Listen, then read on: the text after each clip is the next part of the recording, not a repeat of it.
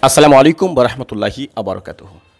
সম্মানিত ভাই সকল, এখানে দুইজন পেশেন্ট দেখতে পাচ্ছেন। ইনি একজন রোগী, আর ওনার হাতে যে কোলের মধ্যে যে বাচ্চাটা দেখছেন, ওই বাচ্চাটা হচ্ছে একটি রোগী। দুজনেই পেশেন্ট।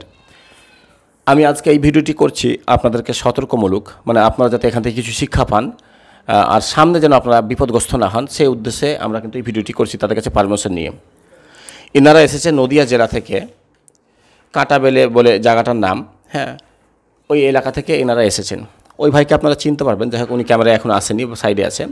এর আগে ওনাকে দিয়ে আমি রিভিউ ভিডিও করেছিলাম। এর আগে ওদের রুগী ভালো ছিল বলে রিভিউ ভিডিও করেছিলাম। তিনি কিন্তু এই রুগীটাকে নিয়ে এসেছে, রুগীগুলোকে তারই আত্মীয় আর কি। তো যাই হোক, এই যে রুগী, প্রথমে এটা নিয়ে আলোচনা করি, তারপর বাচ্চাটাকে নিয়ে আলোচনা করব। আপনারা ভিডিওটা স্কিপ করবেন না, কারণ এখানে প্রচণ্ড শিক্ষা আছে আপনাদের। যে সকল ভাই কবিরাজি লাইনে কাজ করছেন, যে সকল হুজুররা আছেন, যারা আমাদের চিকিৎসা ফলো করেন, আমাদের কাছ থেকে কিছু শিক্ষা গ্রহণ করার চেষ্টা করেন, তাদেরকেও বলবো অবশ্যই আপনারা এখান থেকে অনেক জ্ঞান পেয়ে যাবেন এই চিকিৎসা থেকে। এই রুগীটা যে সমস্যায় ভুগছে সেটা হচ্ছে ওসিডি। আমি এর আগে একটি আলোচনা করেছিলাম ওসিডি সম্পর্কে, আপনারা অনেকে অবগত আছেন। সেই ওসিডি হচ্ছে এই পেশেন্ট অবসেসিভ কম্পালসিভ ডিসঅর্ডার, যেটাকে বলা হয়, ভয়ঙ্কর একটি রোগ বলেছিলাম। আমি বিস্তারিত সেখানে যদিও আলোচনা করেছি, আরও অনেক আলোচনা রয়ে গেছে। ইনশাল্লাহ আমি সামনে কখনো আরও ক্লিয়ারভাবে আলোচনাটি দেব। তারপরে আমি বলি, এই রুগী ওসিডিতে ভুগছে দীর্ঘদিন ধরে, প্রায় 7 বছর। অনেক জায়গায় গিয়েছে, অনেক ডক্টর দেখিয়েছে, অনেক কবিরাজ দেখিয়েছে, কিন্তু রুগীর কোনো পরিবর্তন নেই। কেন পরিবর্তন নেই? আমরা তো এর আগে বলেছি, এই ওসিডি রোগটা হচ্ছে ভয়ঙ্কর একটি রোগ, যেটা অ্যালোপ্যাথি মেডিসিনে সহজে যায় না, এবং এই রোগটা আসলেই খুব জটিল রোগ হওয়ার কারণে সহজে কিন্তু সারতেও চায় না। তবে সঠিক চিকিৎসা না হলে তো ধরেন সারা জীবনে কোনো দিন আর ভালো হবে না। তো যাই হোক, এই রুগী দীর্ঘ 7 বছর ধরে ডক্টর এবং কবিরাজের জায়গায় ছুটি বেড়িয়েছেন।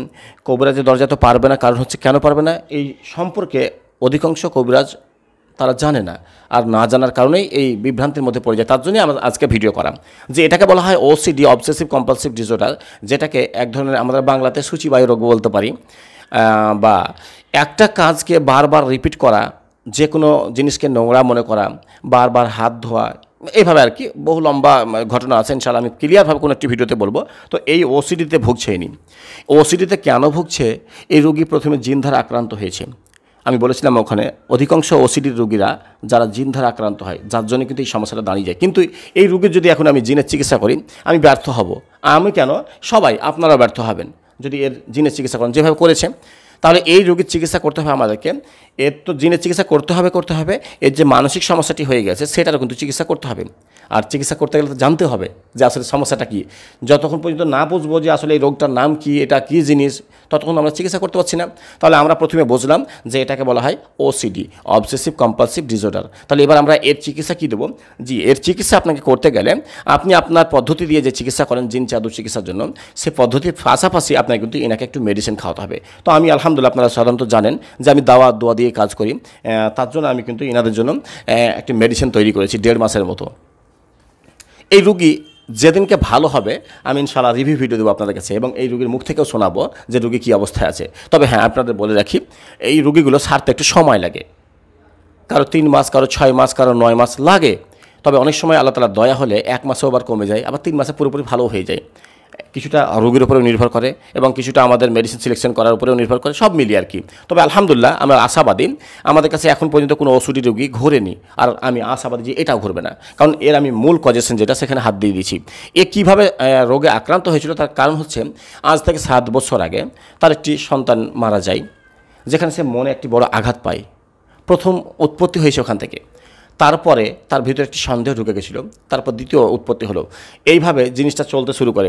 ধীরে ধীরে সেই সমস্যাটি গভীরের দিকে নিয়ে চলে যায়, আর আস্তে আস্তে সেই সমস্যা তার ওসিডি রূপ ধারণ করে, মানে তাকে মানসিকভাবে আক্রান্ত করতে থাকে। আর আজকে তার বর্তমানে এই অবস্থা। এই রুগী এখন যে পরিস্থিতির মধ্যে আছে, আমি রুগীর মুখ থেকে 2টি কথা শুনিয়ে দেই যে আপনি কি কি কষ্ট ভোগ করছেন এবং কি কি করেন। আপনি শুধুমাত্র ওই কথাগুলোকে বলেন যে আপনি কি কি করেন, আপনার সমস্যাগুলো, হাত ধোয়া থেকে শুরু করে যা যা করেন আপনি, বা যা যা ঘৃণা লাগে সব এটা নেন, সালাম দিয়ে বলেন। আসসালামু আলাইকুম। ওয়ালাইকুম আসসালাম। আমি বারবার চান করি, আর বাইরে তো চলতেই পারি না। বাইরে চললেই মনে হয় কুকুরের গু, কুকুরের মুত। আর মেন সমস্যা, ঘরে রান্নাবান্না করতে পারি না। তারপরে বাথরুমে গেলে ঘেন্না লাগে, মাথা জ্বালা করে, হাত পা জ্বালা করে।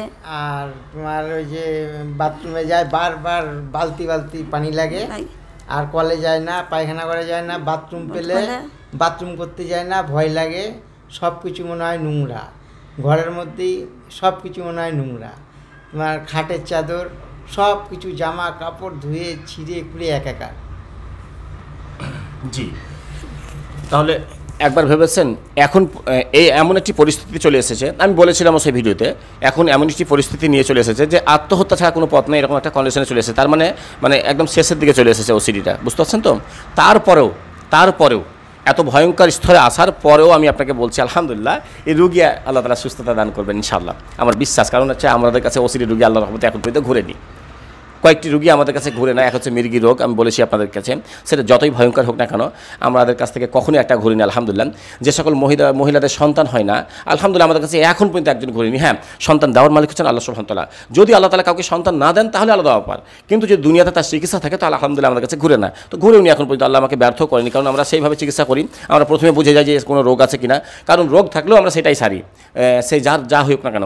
যেমন ইনার ওসিডি রোগে আক্রান্ত হয়ে গেছে, তাহলে আমাকে মানসিক চিকিৎসাটা করতে হবে, তাহলে ইনার মনের চিকিৎসাটাও করবো এবং আমি এই চিকিৎসাটা করবো, দাওয়া দোয়া দুটো দিয়ে চিকিৎসা করছি, ইনশাল্লাহ রোগী সুস্থতা লাভ করবে। আর যেদিনকে সুস্থ হবে আপনারা অপেক্ষায় থাকবেন, আমি অবশ্যই এই রোগীর ভিডিও আমি দেবো, আর সেদিনকে এই রোগীর মুখ থেকে কিন্তু এই কথাগুলোকে শোনাবো। আজকে তারা কত ক্ষতির মধ্যে পড়ে আছেন, যে ঘরে ঢুকে থেকে যাচ্ছে, এখন মানুষের সঙ্গে মিশতেও পারছে না, যার কারণে তার মনে হচ্ছে বেঁচে থেকে লাভ নেই, আত্মহত্যা করে বলে যাওয়া অনেক ভালো। তো আলহামদুলিল্লাহ ইনার মাথা থেকে আমি এই আত্মহত্যার চিন্তাটাকে বার করবো। ইনার কেন, যতজন আছেন আপনাদেরকে উদ্দেশ্য করে বলছি, আপনাদের এলাকায় যত ব্যক্তি আছে যারা বারবার দেখেন আত্মহত্যার প্রবণতা চলে আসছেন, বারবার তাদের মাথার মধ্যে এমন একটা চিন্তা ঢুকে গেছে যে আমি আত্মহত্যা করতে যাচ্ছি, অনেকে কয়েকবার করে ফেলেছে। আলহামদুলিল্লাহ আমরা বলি যে এর মাথা থেকে, ব্রেন থেকে আমরা এই চিন্তাকে বার করে দেবো। আলহামদুলিল্লাহ এই চিকিৎসা আমাদের কাছে আছে। ও কখনো মনে করবেন যে আমি আত্মহত্যা করে মারা যায়, মানে ওটাকে আমরা ওখান থেকে খুপড়ি থেকে বার করে দেবো। জি ভাই, তো যেখানেই জটিল সেখানেই তহিদ মিডিয়া, এটা মাথা রাখবেন, যেখানেই জটিল সেখানেই তহিদ মিডিয়া।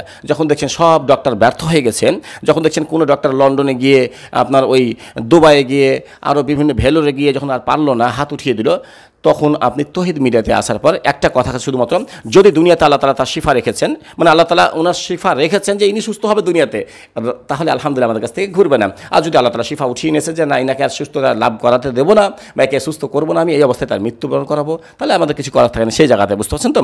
তো যাই হোক ভাই, এইটা হলো 1 নম্বর রোগী। 2 নম্বর হচ্ছে এই বাচ্চাটার নাম কি গো?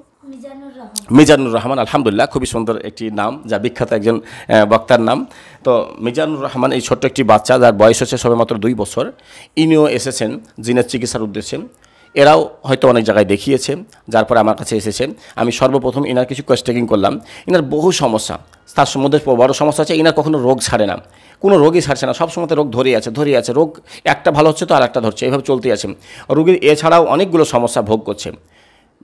রোগীর গার্জেন তো পেরেশানের মধ্যে পড়ে গেছে, করবো কি? আমার কাছে আসার পর শেষে তার সমস্যা যাচাই বাছাই করতে লেগে ধরা পড়লো এই বাচ্চাটা থ্যালাসেমিয়া রোগে ভুগছে। এবার বলেন, থ্যালাসেমিয়া রোগে যদি রোগী ভোগে তাহলে তো রোগ ছাড়বে না, স্বাভাবিক ব্যাপার, কারণ তাকে ব্লাড চড়াতে হয়, অনেক সময় অনেক রোগে আক্রান্ত হয়, হাত পাগুলো কোনো সময় সরু হয়ে যাবে, মাথাগুলো মোটা হয়ে যাবে, পেটগুলো ফুলে যাবে, স্বাভাবিক ব্যাপার। কিন্তু যদি এই সম্পর্কে আপনার জ্ঞান না থাকে, মানে আপনি শুধু জিনা জাদু চিকিৎসা শিখেছেন, হয়তো এটা বোঝেন না, তাহলে আপনি সব শুধু জিনটাই, হ্যাঁ জিনের ছটা হয়তো পেয়েছি আমরা, যেটা আমরা পেয়েছি, এবার আপনি কিন্তু এটাকে উদ্দেশ্য করে শুধুমাত্র জিনের চিকিৎসা চালিয়ে যাবেন, কিন্তু এর ফলে কি হবে, আপনি না চেয়েও আপনার কাছ থেকে রুগীটা ধোঁকা পেয়ে যাবে না জানতে, কারণ আপনি বুঝতে পারেননি, আপনি শুধু একটাই চিকিৎসা চালিয়েছেন। এই জন্যই বলি চিকিৎসা সম্পর্কে মোটামুটি একটু বুঝতে হয়। তো আমরা যেমন বুঝলাম যে বাচ্চারা থ্যালাসেমিয়া রোগে ভুগছে, তাহলে থ্যালাসেমিয়া যখনই বুঝেছি তখনই কিন্তু আমরা বুঝলাম যে থ্যালাসেমিয়া হলে বাচ্চার এই গঠন হয়, থ্যালাসেমিয়া হলে বাচ্চার এই সমস্যাগুলো হয়, রোগ কোনো সময় ছাড়বে না, থ্যালাসেমিয়া রোগের যে সিমটমগুলো সব পাওয়া যাচ্ছে, তাহলে আমরা বেকার মাথার মধ্যে জিন ভরে রাখবো না, কারণ আমরা থ্যালাসেমিয়ার জন্যই তো এই লক্ষণগুলো আসছে। তাহলে আমাদেরকে বুঝতে হবে যে থ্যালাসেমিয়া যেহেতু আছে, তাহলে এই রোগগুলো আসা স্বাভাবিক, এই লক্ষণগুলো আসা স্বাভাবিক, তাহলে আমাকে এখন বুদ্ধি খাটিয়ে কী করতে হবে, থ্যালাসেমিয়ার একটা চিকিৎসা কিন্তু দিতে হবে। আর তার পাশাপাশি যেহেতু জিনের একটি নজর পেয়েছি, তার জন্য আমাদেরকে আমাদের চিকিৎসা করতে হবে, তাহলে জিনের নজরটাকে আমরা আমাদের চিকিৎসা দিয়ে কাটবো এবং তার পাশাপাশি আমরা কিছু মেডিসিন দিয়ে তার থ্যালাসেমিয়া রোগটাকে ছাড়তে শুরু করব। আলহামদুলিল্লাহ ধীরে ধীরে এই থ্যালাসেমিয়ার যে বাচ্চাটা আছে, ইনশাল্লাহ আল্লাহ যদি চায় এটাও সুস্থতা লাভ করবে। এটা একটি ভয়ঙ্কর রোগ, আপনারা জানেন অনেকে হয়তো যে থ্যালাসেমিয়া কেমন একটি জিনিস, বারবার ব্লাড চড়াতে হয়। তো আলহামদুলিল্লাহ তারপরে দেখবেন যে এই রোগীটা, হ্যাঁ এনার কিন্তু বারবার ব্লাড চড়াতে হয়নি, আলহামদুলিল্লাহ অত ভয়ঙ্কর রূপ ধারণ করে নিয়ে হ্যাঁ জি একবারই চড়াতে হয়েছে ইনার। আর থ্যালাসেমিয়া রোগ হওয়ার অনেকগুলো কারণ আছে, তার মধ্যে একটা কারণ হচ্ছে কারো যদি ফুফাতো ভাই বোনের মধ্যে মধ্যে মানে আত্মীয়র মধ্যে বিবাহ হয় তখন কিন্তু থ্যালাসেমিয়া রোগ পাওয়া যায়, যা এনাদের ক্ষেত্রে ঘটে গেছে। এনারা কিন্তু ফুফাতো ভাই বোন নাকি হ্যাঁ ফুফাতো ভাই বোন। দেখেন এই আত্মীয়দের মধ্যে বিবাহ হলে কিন্তু বাচ্চাদের অনেক সময় থ্যালাসেমিয়া রোগটা হওয়ার সম্ভাবনা থাকে, সব সময় নয় তবে অনেক সময় কিন্তু এই রোগটা হওয়ার সম্ভাবনা থাকে। তাহলে এই রোগ সম্পর্কে জানবেন তবেই তো এতগুলো বুঝবেন। যে যেমন আপনি সাধারণ ভাষায় বলি আপনাকে, ধরুন একটি বাচ্চার জন্ডিস হয়েছে আপনার কাছে নিয়ে আসলো, আর আপনাকে বলছে ডাক্তারবাবু আমার খুব বমি বমি লাগছে, আমার মাথাটা খুব ভার লাগছে। এবার আপনি জন্ডিস সম্পর্কে যদি না জানেন তো আপনি বমির চিকিৎসা আর মাথা ভারের চিকিৎসা নিয়ে ব্যস্ত থাকবেন। কিন্তু আপনি যদি জানেন যে আসলে জন্ডিস হলেই তো মাথা ব্যথা হয়, মাথা ভার হয় এবং বমি হয়, তাহলে কিন্তু আপনি আর বিভ্রান্তের মধ্যে পড়বেন না। আপনি সরাসরি এগুলোর প্রতি গুরুত্ব না দিয়ে আপনি সরাসরি জন্ডিসের চিকিৎসা আরম্ভ করবেন। জন্ডিস ভালো হবে, বাকি সিমটমগুলো সব এমনি চলে যাবে। বুঝতে পারছেন তো? মানে আমি এই উদাহরণ দিয়ে আপনাকে বোঝাতে চাইলাম যে কোনো সমস্যা যখন ওই সম্পর্কে ভালোভাবে বুঝবেন তখনই তার চিকিৎসা আপনি পারফেক্ট দেবেন এবং আল্লাহ তাআলা তাদেরকে শিফা দেবেন ইনশাআল্লাহ। যাই হোক ভাই, প্রত্যেক ভাইকে বলবো বিশেষ করে এই ছোটো বাচ্চাটার জন্য অবশ্যই দোয়া করবেন, যে সবেমাত্র 2 বছর বয়স হয়েছে, এবং ইনার জন্য একটু দোয়া করবেন, এই বোনের জন্য, জি আল্লাহ তাআলা যেন দ্রুত তাকে শিফা দান করেন, আমিন। আর আমি যেন অবশ্যই আপনাদেরকে দেখাতে পারি। জি আসসালামু আলাইকুম ওয়া রাহমাতুল্লাহি ওয়া বারাকাতুহু।